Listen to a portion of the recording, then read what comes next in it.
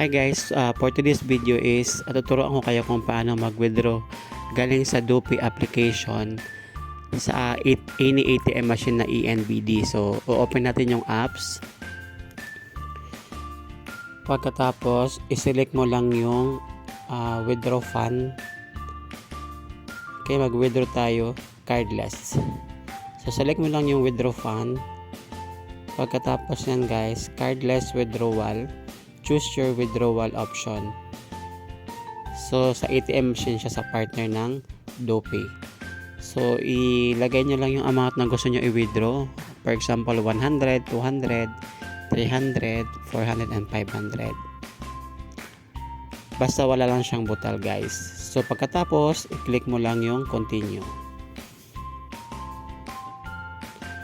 Okay. So, pagkatapos ng continue guys, ayun na, withdrawal 100 tapos transaction fee is 00. So a cash withdrawal order submitted. So ayan, transaction status nakapending pa siya. Meron kang transaction ID tapos magsasend sila ng one time pin sa mobile number mo na register. Ayan. So dear customer, please go to the ATM machine and withdraw. So ayan. Kita mo wala na tayong balance na 100, nag-00 na siya. Pero sa pinakababa merong ATM withdrawal na 100. Ayan. So, ito na yung receipt nyo. So, after nito guys, pupunta tayo sa pinakamalapit na ATM machine na ENBD.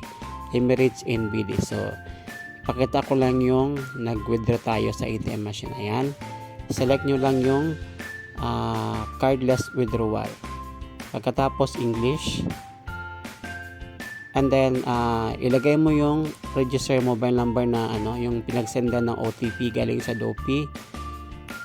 Yan. Lagay mo lang yung mobile number.